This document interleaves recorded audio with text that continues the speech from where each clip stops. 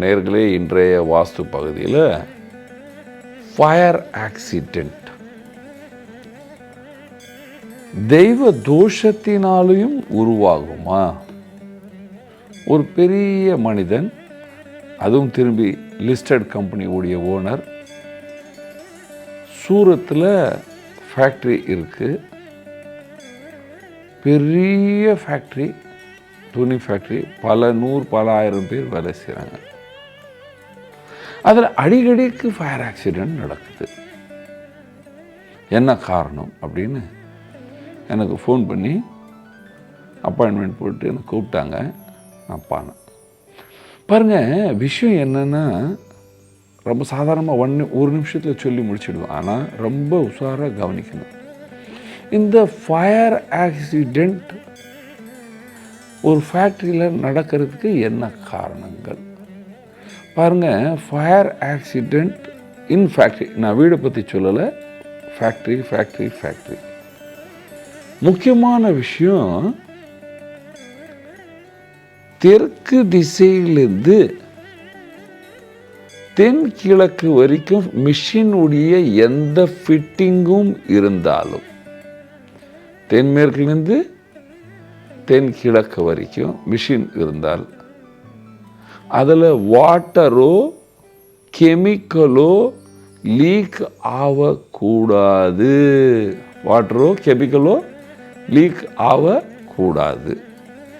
League ஆனால் அந்த ஆயிலும் தண்ணீரும் மிக்ஸ் ஆகி பூமியில் படும் பொழுது அந்த திசை தெற்கு திசையில் போய் சேரக்கூடாது. அதுக்கப்புறம் ஃபேக்ட்ரியின் தென்கிழக்கு திசையில் எந்த கோயிலும் கட்டக்கூடாது, அல்லது கிணறும் கோயிலும் அல்லது தண்ணீர் தொட்டியும் கோயிலும் இருக்கக்கூடாது.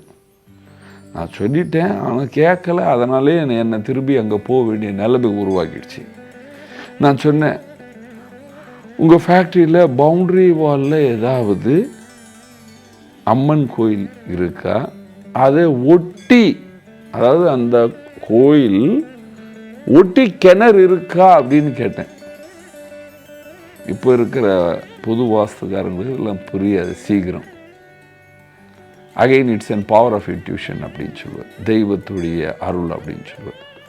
ஏனென்றால் ஒரு ஃபேக்ட்ரியில் ஃபயர் நடக்க வேண்டும் என்றால் தண்ணீர் நாராயணன் பகவான் விஷ்ணு, அம்மன் மகாலட்சுமி.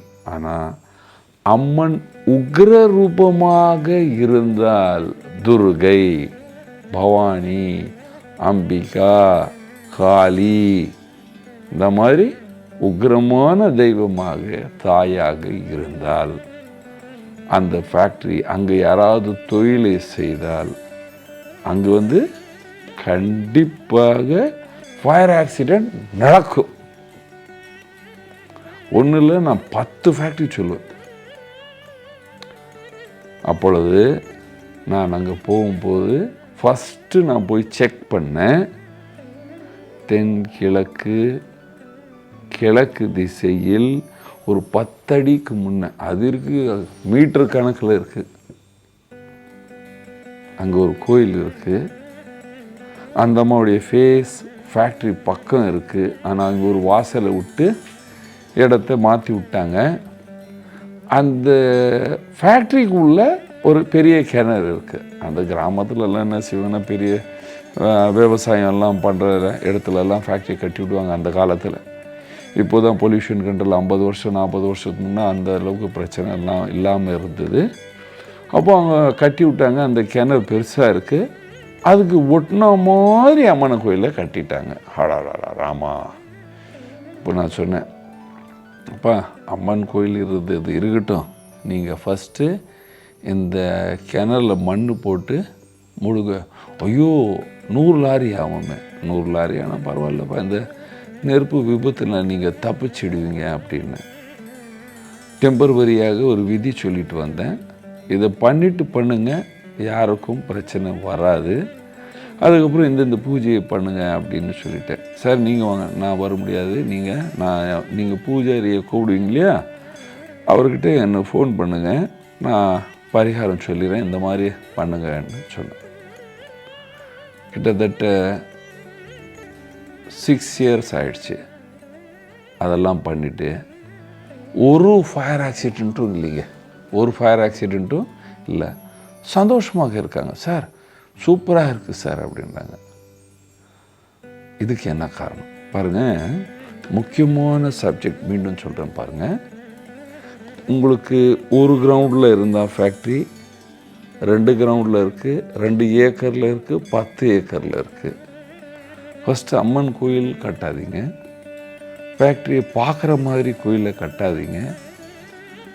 கோயில் வெளியே இருக்கலாம், அது அப்புறம் இன்னொரு வாட்டி கோயில் ப்ரோக்ராம் பற்றி சொல்கிறேன். ஆனால் கோயிலும் அதுவும் அம்மன் கோயிலாக இருந்து அதில் ஒட்டி கிணறு இல்லாமல் பார்த்து கொள்ள வேண்டும்.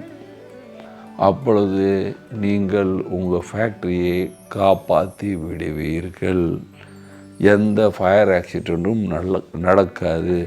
நீங்கள் எல்லோரும் சந்தோஷமாகவும் சுகமாக வாழ்வீர்கள். நன்றி, வணக்கம்.